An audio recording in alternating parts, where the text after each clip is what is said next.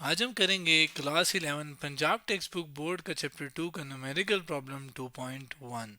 पहले अगर मैं आपके सामने प्रॉब्लम की स्टेटमेंट ले आऊँ समझते हैं और फिर इसको सॉल्व करते हैं। स्टेटमेंट क्या है? The magnitude of cross and scalar product of two vectors are 4 under root 3 and 4 respectively.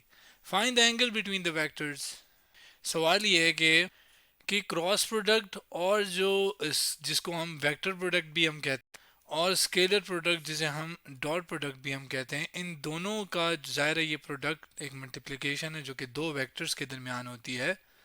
तो जो क्रॉस या आप कह लें वेक्टर प्रोडक्ट है वो उसकी वैल्यू उसने दी हुई है कि उसकी मैग्नीट्यूड की वैल्यू 4 अंडर रूट 3 है, जबकि जो दूसरा स्केलर प्रोडक्ट है उसकी वैल्यू क्या है? 4 है। रिस्पेक्टिवली का मतलब जो पहले प्रोडक्ट लिखा है पहले नाम है उसके लिहाज से पहली वैल्यू, जो दूसरा है उसके लिहाज से दूसरी वैल्यू। तो दूसरे नंबर पर स्केलर है, तो स्केलर की वैल्यू क्या है हमारे पास? वो है 4, जबकि क्रॉस या जो वेक्टर प्रोडक्ट जिसे हम कहते हैं ये क्या है? 4 अंडर रूट 3। अब यहाँ पे सवाल ये करता है वो हमसे कि जिन दो वेक्टर्स के दरमियान ये दोनों प्रोडक्ट लिए गए हैं उनके दरमियान आपने एंगल्स निकालने हैं, यानी एंगल सॉरी निकालना है। Find the angle between the vectors.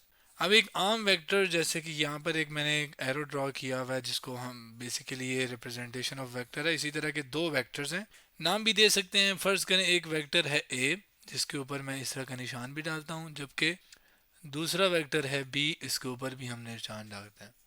अब बजाते खुद अगर मैं वेक्टर्स की बात करूं कि वेक्टर्स क्या होते हैं, आसान अल्फाज में कहूं तो वो क्वांटिटीज़ जिसके अंदर उसकी मैग्नीट्यूड के साथ साथ उसकी डायरेक्शन भी होती है।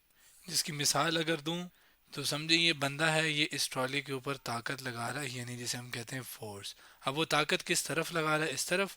तो ये होगी उसकी फोर्स की यानी ताकत की डायरेक्शन। जबकि कितनी लगा रहा है, आसान अल्फाज में कहूँ तो फ़र्ज़ करें 20 न्यूटन। तो ये 20 और 7 न्यूटन जो कि इसका यूनिट है फोर्स का, ये मैग्नीट्यूड बना रहे हैं। जबकि फोर्स का एफ क्या है, सॉरी ये जो इस तरफ है ये क्या है? डायरेक्शन है। तो जिसमें दोनों उसे हम वेक्टर कहते हैं।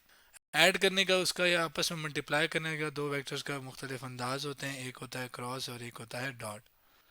क्या होते हैं आगे जाके भी हम इसको देखेंगे, लेकिन दोनों की वैल्यूज़ दो कोई वेक्टर्स हैं ए और बी।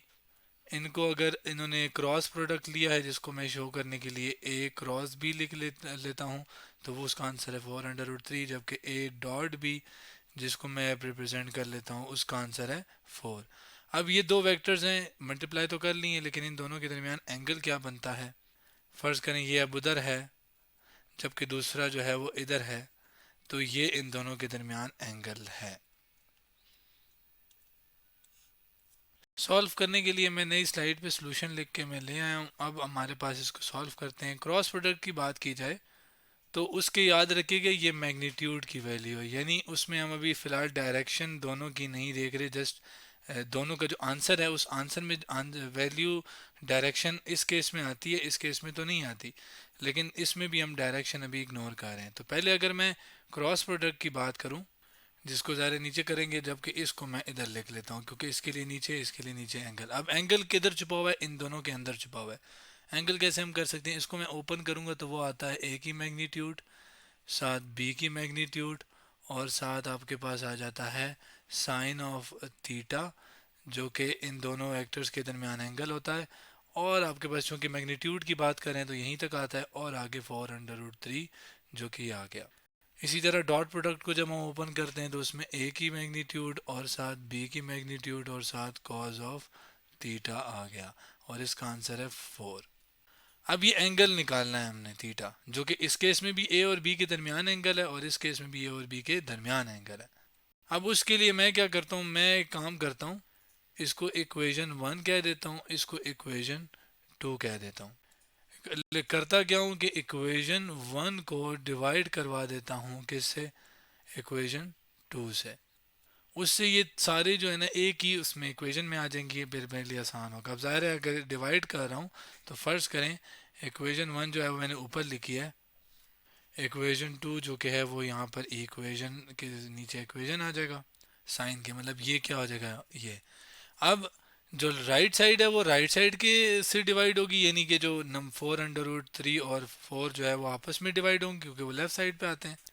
जबकि जो लेफ्ट साइड है वो लेफ्ट हैंड साइड से ही डिवाइड होगी, ये राइट साइड है, राइट से ही डिवाइड होगी। ये मैंने शायद गलती से लेफ्ट बोला है, लेकिन ये राइट साइड है, ये लेफ्ट साइड है, तो लेफ्ट लेफ्ट से डिवाइड होगी, राइट राइट से डिवाइड होगी।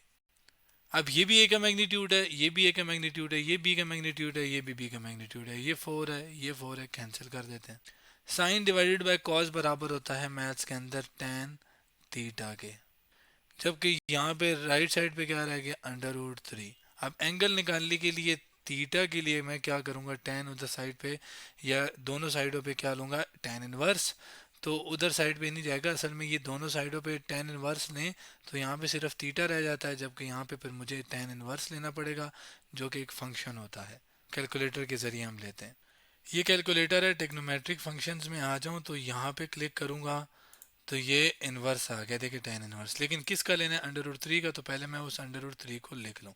3 इसका अंडर रूट लिया जाए तो ये आपके पास अंडर रूट 3 का आंसर आ गया।